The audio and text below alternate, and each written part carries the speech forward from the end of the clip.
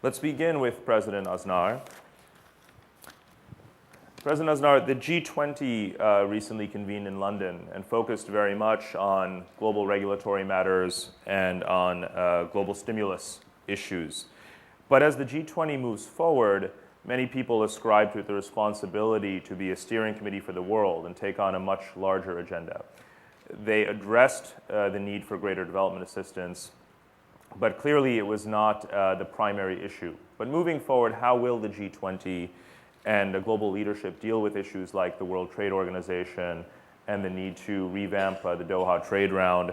And now that the IMF is back in a much larger way than in recent years, can it provide the necessary lifelines to poor countries and emerging markets in a way different from the past where it's been seen as an alienating power? Well, the two meetings of G20, the first here in the United States at Washington and the second in London, is a very interesting meeting for the situations, crisis in the world. But for both, there are a balance of lights and shades. And in my view, maybe more shades than light.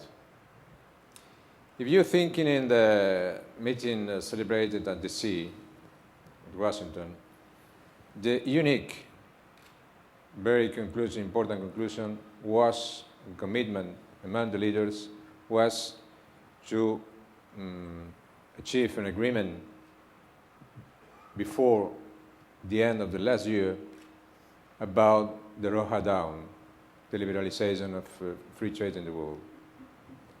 Obviously, we arrived at the end of December, and obviously there does not exist agreement. And this is a very important question, because in this group of G20, 17 out of 20 established protectionist measures and decisions in their countries.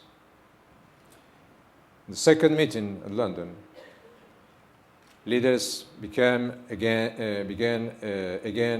to make a very strong speech against protectionism, but without consequences. The countries that established protectionist measures continue, and the Doha Down not advance. The problem is, if you study the crisis in the 30s of the last century, to establish protectionist measures was decisive to convert a financial crisis in a Great Depression. And the danger and the threat of protectionism is enormous, and the consequence for the world will be terrible, in my view.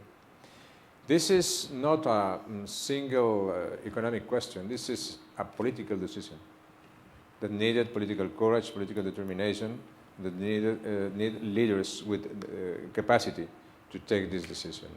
This is, in my view, the one of the worst part of this meeting.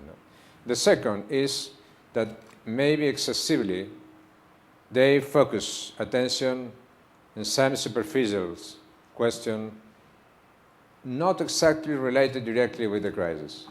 For example, demonizes hedge fund. It's possible that the devil at the hedge funds, there are some connections, but one thing is the devil and the connection, the devil and some hedge funds. Another question is demonizing hedge funds. Talking about tax havens, but what is the relation with tax havens with this crisis? It's not clear. Well, the excesses of some executives, it's possible, but it's not exactly the cause of the crisis. It's a consequence. It's not the cause of the crisis.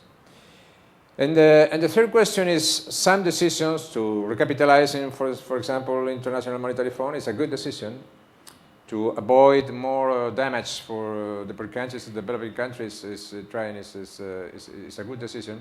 But I believe it's the limit results. If you compare this, excuse me, if you compare this, for example, with the result of the Bretton Woods meetings in 1944, it's very, very, very difficult, no? Because leaders in 1944 accept the responsibility, accept duties, accept mistakes and propose solutions. In this moment, leaders non accept responsibility, non accept mistakes, and relatively only propose some solution.